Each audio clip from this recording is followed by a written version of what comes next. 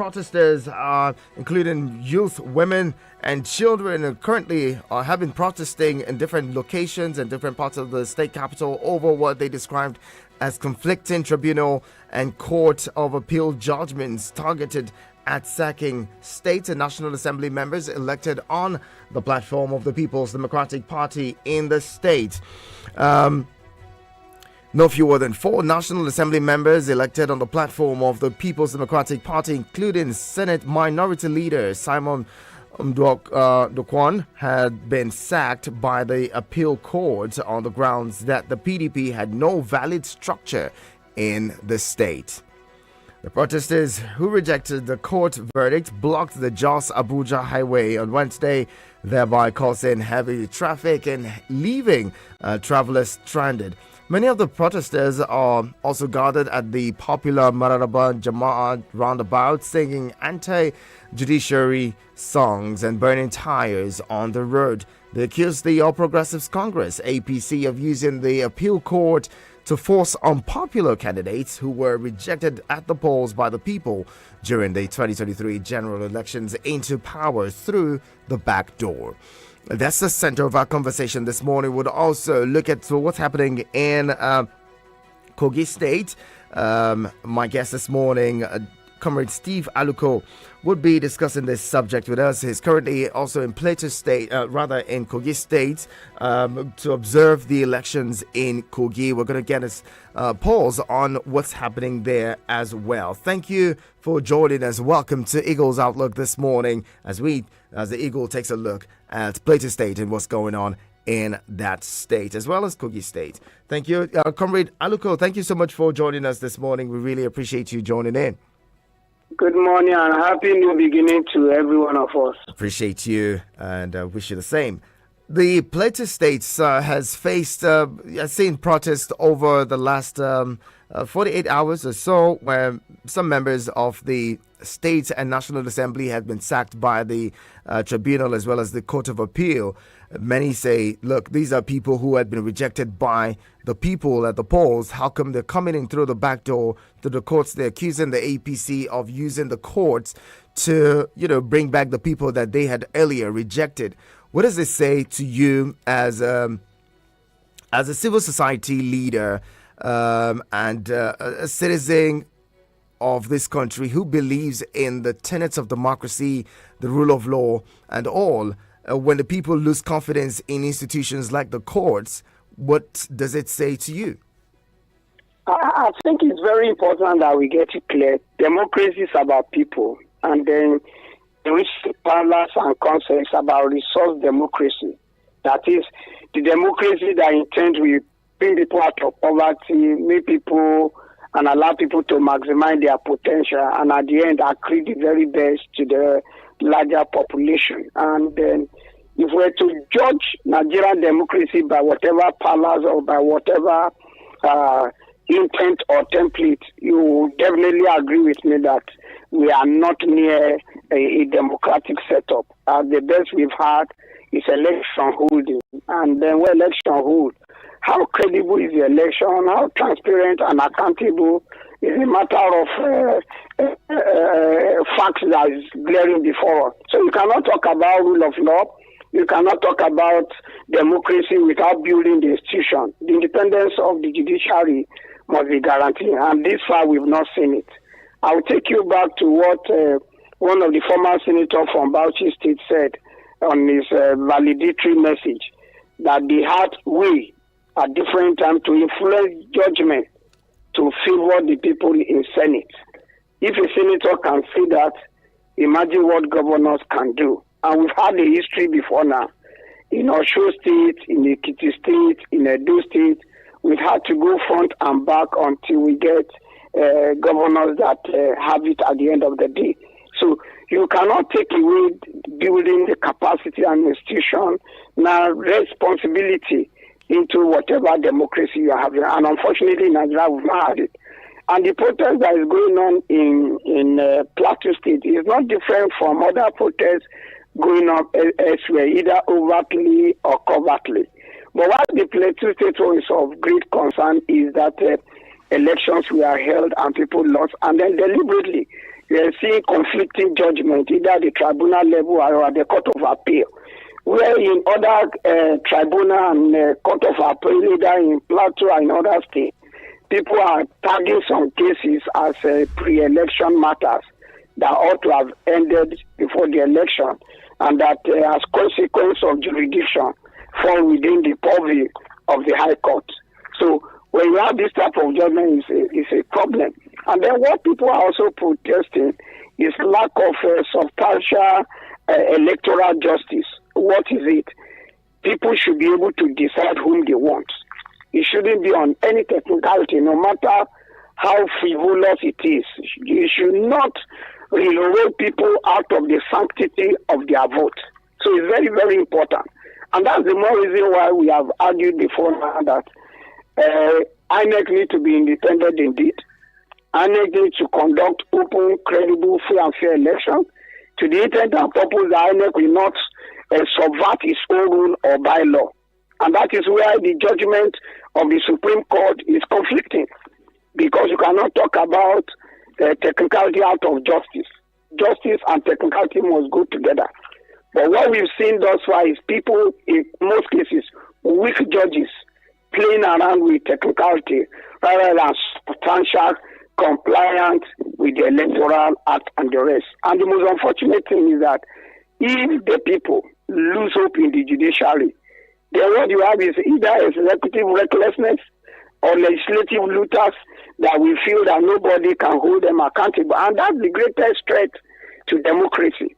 And that's why some of us have argued that Nigeria is wrongly footed to be challenging coup that took place in other countries, when even within our own palace, the only difference is that people are not putting on uniform. So the process you are seeing in Jos, in Plateau State, cut across the party lines.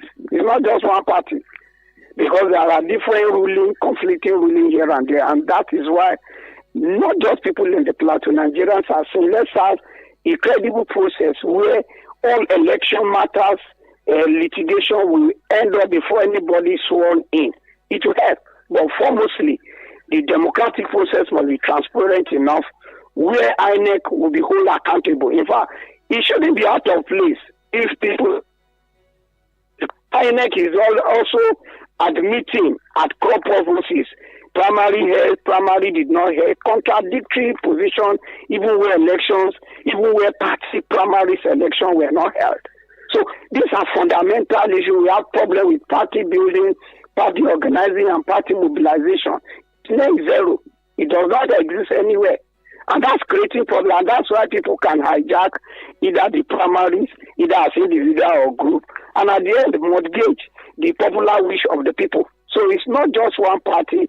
It's a general problem that needs to be addressed if we will not subvert the gains we've gotten from this democracy, if at all there's any gain. Comrade Aluko, I'm worried about the fact that, people may lose more confidence in or even the voter apathy may grow from issues like this, when people go to the polls and they know that somehow at the end of the day the courts may not or may reverse whatever decisions they are taking at the polls, because like you mentioned earlier, democracy is about the people, and if the people vote a certain way and then the candidates or the preferred candidates are removed based on issues like, the party has no structure in the state, then it leaves them wondering if they should ever go out to vote again. Don't you think that this might, further exacerbate the level of voter apathy that we have experienced across the country over time? It depends. If a party is strong enough, does political education, voters education, and mobilize enough, it could also be a protest vote that we need more people to come out to protest the evil and the ill. And then on the negative one, definitely if proper mobilization is not done to win back the trust of people in INEC and the electoral process, believe you me, it's going to promote voters apathy at one hand, and it's going to promote electoral impunity, electoral murder, electoral arson, whatever crime can be committed under electoral malpractice, it will come up because people will just feel that we can just have our way, and they'll tell you go to court. Okay, look at the ruling that is coming out from, I think, Enugu State, Mba. NYC is the one issuing authority, and he's saying that we did not issue this man what this man is front, and court is saying that NYC should come and pay fine to the governor. These are the issue. If you look at all the rulings we've had at different levels, either at a tribunal or court of appeal, especially on this election, either before or and after, you will see that it's a mismatch. Even the Chief Justice of the Federation have admitted this. Even the President of the Court of Appeal have admitted this at different levels. But unfortunately, we have National Judicial Institute, we have National Judicial Council that have not been able to sit down to tie up this issue. So it depends on where the judge flare. If his mood is on the other side, he takes a different decision. And because there's also no supervisory rule, or where it comes in very late, or it's not there at all. So it has become Shankari. The highest bidder has his way, and at the end of that, and that's why you can see the mockery we begin to see even in the off-cycle election. Even at a point, even INEC chairman himself was bulldozed out of his state. So what are we saying in essence? If we don't win back the people to this democracy, it's a threat. Because what sustains democracy in other climes is not the gun, it's not the armed revolutionary or noise anybody's making. It is the people. Democracy is about the people. It's about credible process. It's about credible result. It's not where you are having incumbent either intimidating people or people become killers or murderers on the eve of election. It's not. And this is where we must get it right. If we don't get it right, history is there to judge everybody. And part of history's judgment is that this democracy can be reversed. I'm telling it as a citizen of this country and as a human rights activist that I've monitored election even during the military TD. And I'm also a student of history, political science. I have my master in law and diplomacy. So if you put all this together and what is happening in other climes, the only way to safeguard democracy is about the people. And where the people are missing or people lose their trust, shenanigans can take advantage of this, and at the end it becomes a different ballgame. So it is ominous on all of us to insist that the right thing is done timely and most appropriately to avoid a possible dark era in the history of this country. And it's very, very important. And I'm happy that the senator that was just had her way, Senator Akpoti, that just had her way, was her second name, you know, Barrister Akpoti from Kogi Central, Natasha. That was what she was saying, that is part of what she's going to make to our behalf. Until the National Assembly, until the State Assembly are able to give us a law that is open and transparent to conduct local government election, councillor election, state election, and federal election. Otherwise, we all be endanger irons in the interests of those in palace of government to know that they will not be there forever. If PDP have done the needful, we will not be having this problem we're having. And we've also seen APC coming on board, improving on what PDP refused to do. And let me tell you, they will also be victim one day. And we are beginning to see it at different level. That is very, very important that we have credible election, free and fair election, where people of their own choice can vote to whichever candidate they want to vote for. So it's very, very important. So we must get it right at that point and move. And this also brings to fore the need to have independent candidacy on the ballot. So that if some party have been hijacked by some individual that are stronger than the institution, people can vote as independent candidate and win. So we must go beyond this because the judiciary, as we have it today, the process of recruitment of judicial officer from upper area to magistrate court to high court, court of appeal, and to the Supreme, many of them have their hands soiled. Many of them, the recruitment process is faulty. And at the end of the day, once the foundation is faulty, definitely there's very little the righteous can do. And there's a scripture that we must realize that when good and righteous judgment is not expeditiously enforced, it will embolden people into evil. And this is what is emboldening a lot of people into evil, and at the end of the day, we are not having governance. What is festering and promoting bad governance in Nigeria is the process that rig people into office, or the process that make people to capture power. If it's not people-centered, if it's not people-driven, if it's not the sanctity of the vote, at the end of the day, you have governors and presidents that will not listen to anybody. So it's also very, very important that we get to try at this point. And judiciary must come out clear. Otherwise, they will be endangering not just the institution, they will also be endangering themselves as individual judges. Because the citadel that is given to them, the opportunity is given to them to make sure that they give discerning judgment and give justice to the people. And not that you circumvent the will of the people and give it to one few individual because he can pay your bill or because he's instrumental to you being in one office or the other. It's not a plateau thing. It's a national phenomenon. It must be solely addressed as a national phenomenon to avoid the problem. It's only that the plateau is on the burning burner. And the way we manage the plateau is also key. You know that country, that state is volatile. And people, different politicians, I won't mention their name, of ethnicity, fanning embers of tribalism and religious bigotry. If plateau catch fire again, it might be too dangerous for anybody to listen. So it's in the best interest of those that are passing judgment.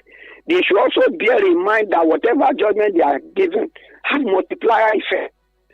And we don't pray we have another cycle of violence again on the plateau. It will consume the country.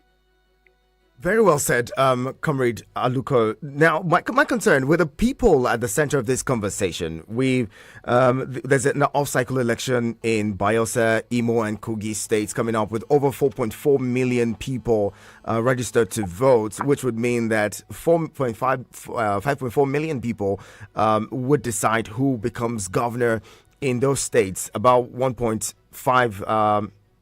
over 1.1 million people in Bayelsa, over 2 million in Imo, and over 1.9 million in Kogi State. These are Nigerians who want to make a change, who want to decide who's going to lead them over the next 4 years.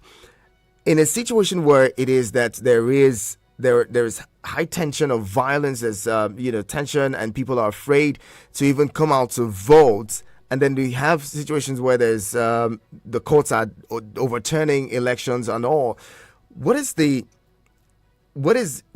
for the ordinary Nigerian to aspire for when it comes to, going out on election day to vote, knowing full well that the elections may be overturned and that the people who they even vote into office may not serve their purpose? That's my major concern, because it seems like Nigerians, we always say the problem of Nigeria is bad leadership, and bad leadership. Nigeria has never had good leaders.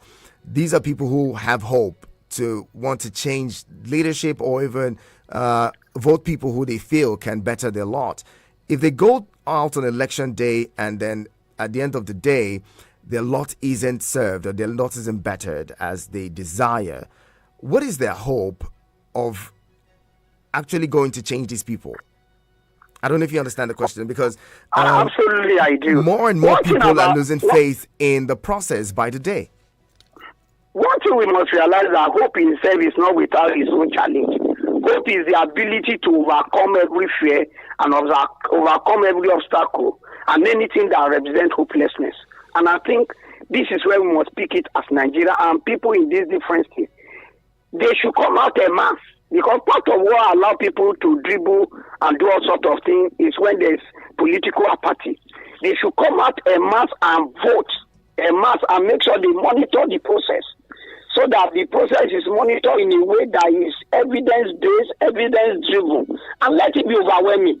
And once it's overwhelming, it will be very, very difficult for anybody to manipulate. If you look at where they have used judiciary or used other objects, it's where there is political apathy.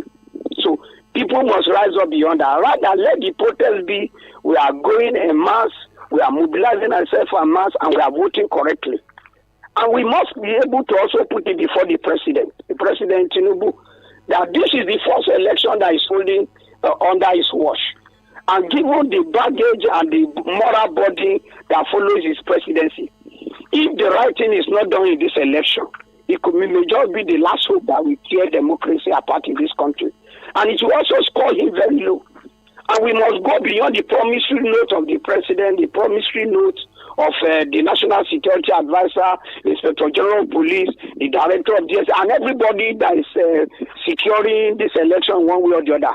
We must go beyond their promissory note, monitor them, track whatever they are doing, and make sure they do the right thing. And where they are doing the wrong thing, we must not keep quiet. INEC must be made to follow his own rule to the letter, not subverting his own rule while the game is on. We must be able to do this. If we don't do this, let me tell you, history of election rigging in Nigeria, the Operation Wete that they have in Southwest, that consumed the First Republic. People should not take for granted any violence, or electoral violence anywhere, either pre, during, or after. It has a way of magnifying itself. Why am I saying so? There is a lot of anger in this country. There is a lot of frustration in this country. What has kept this country going is the possibility of having a reflective, induced, people-driven alternative option. And once you close that option and you conscript the democratic space, then you are promoting room and promoting ground for undemocratic practices.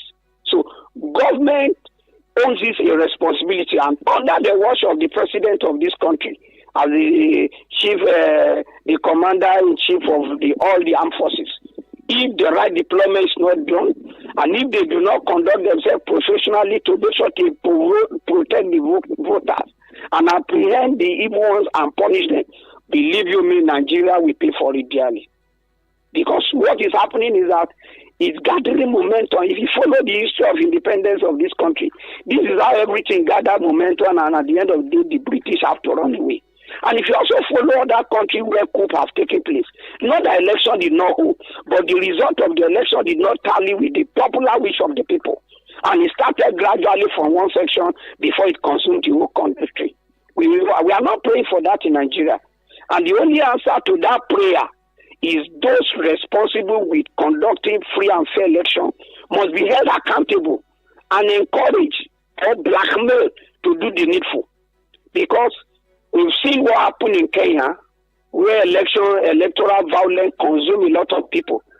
The problem in Rwanda, people have not read the real meaning to what created the genocide in Rwanda. It was politics of exclusion.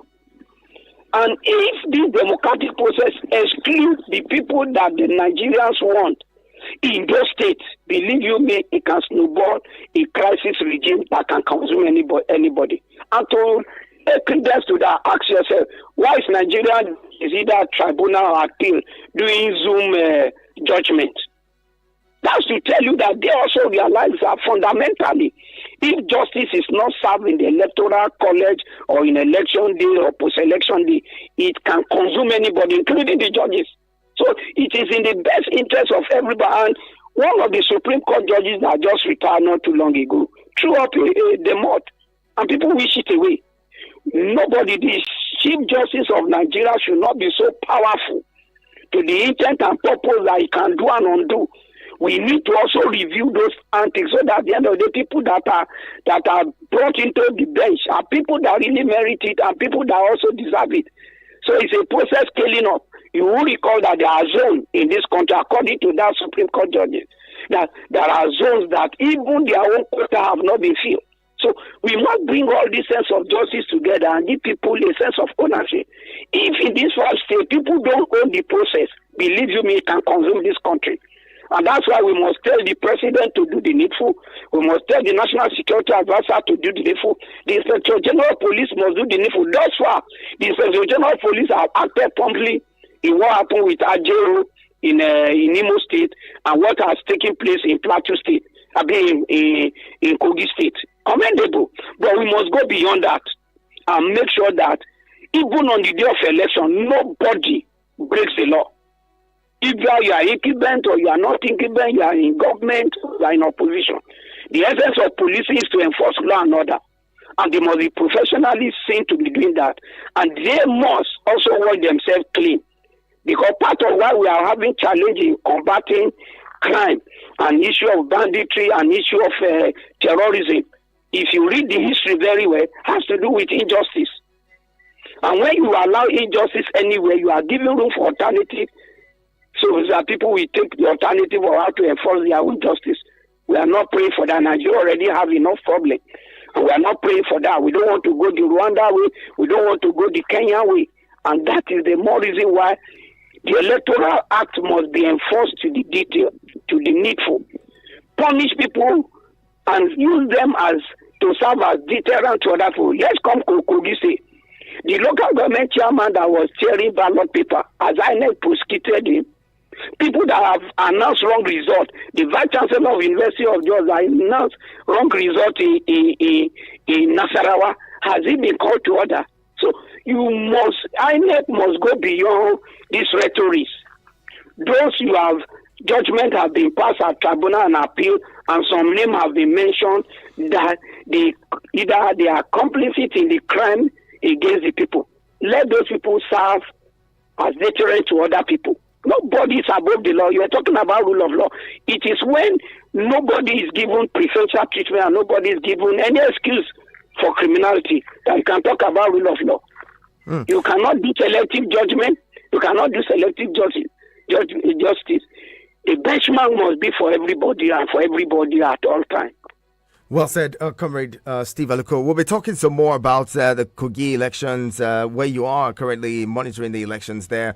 We're also going to touch on the other states where elections will be taking place this weekend. The conversation continues here. This is Eagles Outlook on your radio experience. You can count on. My guest has been Comrade Steve Aluko, who is the president of the Civil Liberty Organization, joining us this morning in the conversation from Kogi State. Stay here. Eagles 102.3 Abuja. Are you still renting? Do you dream of owning your own piece of paradise? Saframic Homes Limited is here to make your dreams a reality. At Saframic Homes, we offer you the chance to become a proud homeowner or landowner with a high return on your investment. Our properties are strategically spread across the heart of Abuja, boasting top-notch facilities including presidential suites, ample parking, a well-maintained road network, CCTV security, children's playground, integrated drainage system, and so much more. Don't wait. Call us today on 09069625632. That is 09069625632. Visit our office at Suite 519 MKK Plaza, Joseph Gomwalk Street, Gudu District, Abuja. Saframic Homes, where we pride ourselves in navigating excellence with promise of exceptional property value. Eagles 102.3 Abuja. Has anyone told you you can talk about your business on radio for just 15,000 naira? Get a chance to talk your business for 25 minutes on The Entrepreneur. Mondays to Fridays, 3 p.m. on Eagles 102.3 FM Abuja. For more inquiries, call 090-9984-4433. 090-9984-4433. The Entrepreneur. Talk your business for just 15,000 naira. Hurry now. Eagles 102.3 Abuja.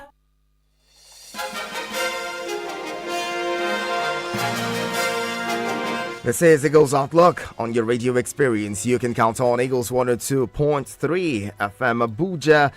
We've been talking about the protest in Plateau State, around the sacking of state and National Assembly members by the Election Petitions Tribunal, as well as the Court of Appeal that has sacked some lawmakers in that state on the platform of the People's Democratic Party. Some of the reasons giving us that some of these lawmakers, or the party, the PDP, has no structure in the state. And people are wondering, what does the structure of a party have to do with them winning elections? Shouldn't we have a situation where people can even, we have climes where independent candidates can run for elections and win. Comrade Steve Aluko just made a case for that and say, look, we should come to the point where we have independent candidates who can sponsor themselves for elections and win elections, and no one should be able to take that from them, because if they are the people's choice, then they should be allowed to govern. Comrade Steve Aluko, thank you again for joining us, staying with us through the break. Now, before we get to Kogi State, let's talk about something that some of the things that presidential candidates in the last general elections had recommended or put forward. The People's Democratic Party presidential candidate in the last election, Alhaji Atiku Abubakar, had proposed a 6-year term for single-term presidency. Peter Obi also came out to make a similar request to say over the next 30 years we should have a 5-year single term and return to a parliamentary system of government. Do you think that it is a system of government that we run, or the tenure of office that's the problem, or the reason why we have bad leadership, or we've experienced bad leadership in the country over time? And would it solve the problem? Number one, it's not about the tenure. Even if you make the tenure 2 years, 10 years, a non-performing governor will not perform. A non-performing president will not perform. It's about the process. Even the scripture says, if the foundation be faulty, what can the righteous do? A righteous person. So when the foundation of any electoral practice is faulty, it will bring about bad leadership, and bad leadership, give them 10 years tenure, they will remain the same. But we've also seen, even under this dispensation, people that have the same tenure in 100 days, some of them have made credible achievements, whereas some that have been in government for over 8 years does not have any achievement to reckon with. That's one. So it's not an issue about tenure or no tenure. It's about having electoral justice, where the process will be for people, where the result will be for people, where the performance of those in office will be for people. So it's very, very important. As long as we monetize the process and become the billionaires club, the billionaires will get there and feel that everybody has a price tag, and they feel that if they like, let me give an analogy. At a point, a governor in Kogi of blessed memory, Audu, knows how he had this election. When he became governor, he performed, but the popular policy is that I bought this vote. You people did not vote for me. So until we also look at other factors, it's not just the tenure. We must also look at other factors, the culture, the electoral culture, the process culture, and other factors. We must bring it to bear. So that at the end of the day, it's about institution. Even if you make it 10 years or 2 years, as long as the institution of democracy is not deepening, it's not strengthening, it will go the same way. But if the institution of democracy is deepened in a way and their capacity is built in a way that they can act independently, and nobody will be able to hold them or circumvent the process. That's all what we need. So I don't agree with Atiku. I don't also agree with Obi that issue of that tenure. It's not tenure. It's also about people not also looking at themselves. Let's not look at the figure in the last election. Supposing Obi and Atiku have teamed up, there wouldn't have been a Tinubu. So we must have a democracy where parties respect their own agreement, even if it's gentleman agreement. After all, the United States is governed by a written constitution, which we can call a gentleman agreement. So part of what led to the balkanization or fractionalization of their vote is also lack of commitment to party discipline and party organizing. If Atiku have not insisted he must be the candidate of PDP, and he allowed to be, and we have those number of votes, we won't be talking what we are talking today, or will be allow Atiku the same way. We won't be talking what we are talking. So when we are talking about constitutionalism, it starts also from the party line. Follow the dictates of your own constitution, of your own agreement, so that at the end of the day, whoever is the product will be a popular wish of the people, and you don't need to fractionalize your vote. So I don't agree with them on a long tenure busy. It does make sure that an incumbency, you have a situation where an incumbency cannot abuse it. Let's have a situation where granted opposition does not come up on the eve of election. We've seen it before in the Second Republic, when MPN is presenting something, UPN is already giving alternative. We must run progressive democracy. It's not about getting platform to contest election, so that people are able to separate the wheat from the chaff. We must get it right. So it's also very, very important that it's not parliamentary. I don't even totally subscribe to it. The issue is that let's reduce, if we are not reducing the Senator House of Reps, we have it.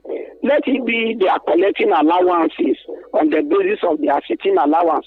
Not that you go and make people multi-billionaire or multi-millionaire, and at the end of the month, nobody can account, and you are saying you are doing palliative, and at the end of the day, the National Assembly is taking the last chunk. The most important thing is that let's be disciplined. Let's have a democracy that is disciplined. Let's have a National Assembly that is disciplined. Let's have the executive that is disciplined and the judiciary that is disciplined. That's exactly what we need. If there's no power of abuse at any realm, at any time, we will get our democracy better. After all, in this country, if you do a comparative analysis, there are presidents that perform, there are presidents that not perform, that didn't perform. You can draw out Yaradua of blessed memory of standing out in terms of those that govern at the presidency, and you go to the state level. Some of the state governors have become a flashpoint, a reference point, even to opposition party. So it's not about tenure; it's about getting the right people that have programs for the people and are willing to do the needful. Not people that will go and carry every yes man people and bring them on board, even when they don't deserve it at the national level. Take for instance the presidency of Tinubu. Some of the ministers don't deserve it. How will you bring a minister that have not served and is a graduate? What message are you telling other people? That they are second-class Nigeria? And many other things. You have people that came on board having one thing or the other hanging on them. You should go beyond that. He that goes to equity must go with clean hands. So let's tell P2B an article. It's high time for us to get the acts right, so that it's not issue of how many years or no. It should be people that can serve people. Get you on that one. Now, before we talk about the role of opposition, let's talk about Kogi State. And I'll bring in my callers shortly. They've been, people have been itching to join the conversation. The Kogi elections, we've heard of violence. The police is picking up people in the state. The candidate of the All Progressives Congress is also lamenting and saying that his people and his supporters are being picked up by the police and all. You're in Kogi State observing the elections. What have you observed so far? Well, thus far, I think what we've seen in Kogi State is a reflection, a resultant effect of bad governance over the years, a result of lack of rule of law and rule of order. In Kogi State has been rule of disorder, and people feel they can do either at formal level or informal level. I mean, either state actors and non-state actors. And you follow what we've had so far. We've had some people name being mentioned, even among the state actors, as people that are committing one crime or the other. And then you also have the non-state actors also coming in and taking up arms against their own citizens. So give or take is a culture of impunity that have been entrenched, that have been encouraged, that have been deepened in the state. And that is the reflection. And that's why where there's absence of governance or absence of credible primaries, or where people are also trying to impose a candidate on people, you can't run away from what you are seeing in Kogi State and what you are also seeing in other states. If the process is credible enough within the different party, and you have a good measure of people that earn the respect and command of the people who get to this point. And of course, the state governor cannot excuse himself because he's the chief security officer at the state level. The body language of governance, the way they talk, their disposition, either encourage or embolden people to do the act of criminality. Not only in Kogi State, we've seen in other states where issue of let me make reference to the former governor of Ogun State, where police came out to say they saw some level of catchment of arms. Till today, did we give account for the arms? And when you have non-state actor bearing up arms during campaign and the rest of what you expect. So what we are seeing in Kogi is a reflection of the culture of impunity that have been deepened and strengthened by those in government. largely before the people of and of course the fallout of the last election where INEC did not come out too clear in terms of running a transparent election. So people feel capture power and go to court. And when you go to court, court becomes the highest bidder. So these are the reflections, and that's why nobody should circumvent institution of democracy for whatever reason. Either you are in office for 1 day or you are in office for 8 days. If you are a performing governor, your scorecard should sell your candidate. If your candidate is popular enough, his own standing too will sell him. Look at what happened recently in Rivers State. I'm happy you are a radio station in Abuja. Amishi, I said Amishi, Wike and Fubara. Look at the outbursts that we are hearing. So where people run the tenets of democracy from their party level, and they encourage culture of integrity, primaries are held credible primaries, and INEC are judge what they're supposed to do. We will not get to this point. But the most important thing is that this is test, a minimum test before the presidency, the national security officer, the secretary general of police. Okay. The way and manner they handle the Kogi state, we tell a lot. And I can commend the IG thus far. He just deployed a deputy inspector general of police to oversee the affair in Kogi state. And I think we need effective policing net and effective deployment so that at the end of the day, we are able to avert the spilling of anybody's blood on the basis of anybody's election. Well said. Now let's bring in our listener. If you've been listening, you can join the conversation now. Share your thoughts with us. We've been talking about the protests in Plateau State, and we moved on to talk about Kogi State and generally the polity, Nigerian polity as it is. You can join the conversation now. Feel free to call 090-7353-0044 and 090-8766-8888. You can send SMS and WhatsApp messages to 09097054450. We're bringing our first caller. Hello, good morning. Good morning, Henacho. Good morning, Elder Onoja. Good to have you join us. Elder Onoja is my name. Welcome. Good morning, my guest, Mr. Loco. Good morning, Hello? Good morning. Hello, good morning. Yes, I don't know whether it's Mr. Loco for presidency before. I don't know whether it's his son. Also, I have worked with him, very brilliant, very intelligent. No, okay. I'm based in George, but there are times I also work in Benue State. Okay. I know you. Don't worry. Thank you. God bless you. I bless your family. Amen. As a lecturer in Benue State, I know. Okay. I want to say something. If you are at the election law have fought. Election law have fought. Election law say police not press police arm into police station. And then if I'm coming to police station to carry ballot box or change anything, I will come with arm ammunition, come with a talk. They can snatch anything in police station. And then immediately the police take talk in police station with arm, they will run away. And then the election law say police not carry arm there. And then two, election law do not touch anybody when you talk during the election. Say if you talk, they talk to the contestant, the election to be cancelled. There's nothing like that. And then Constitution again. Constitution did not make any way to punish INEC. And then if you are talking about judges is hired by president of the country. And then they have to dance according to paymaster. And then the Inspector General of Police, where you are talking, is hired by president of the country. And then the other countries, the Inspector General of Police is something like a land of Israel. The Inspector General of Police is not appointed by Prime Minister of Israel. The judge is not appointed by Prime Minister of Israel. They have independence. But in Nigeria here, the Inspector General of Police is hired by president, and then this president, he belongs to party belongs in there.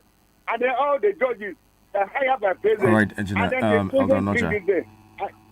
is it not the mind to amend our constitution? And then the people amend the constitution they are there, and then this constitution favor them. What are we going to do? Thank you. The constitution favor them. Thank you very much. Thank you, Elder Onoja, for your contribution. I'll bring in another call and then we get back with my guests to respond to some of those thoughts there. Hello, good morning.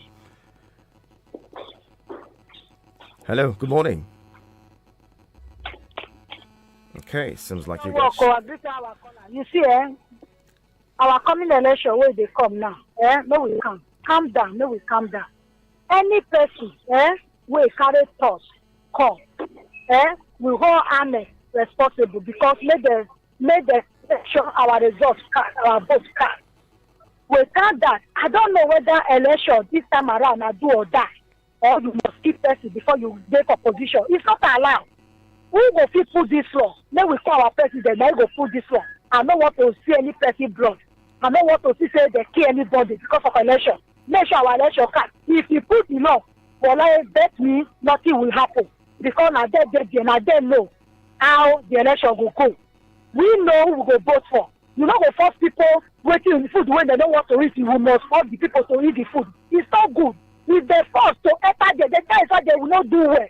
But let the people have their choice. Let people know the people where they want to put for them, not the one where they go elect themselves for them. It's not good. Let them leave us. Let we vote for the people where we like. Okay. Where they go rule Nigeria well. I beg. God bless you. God bless very Nigeria. much. Thank you. And Joseph Jojo says, "Good morning, Prince. You always bring sound guests. God bless your guest. I want to ask a question. Since the coming of democracy properly in 1999, have we had a good and transparent election?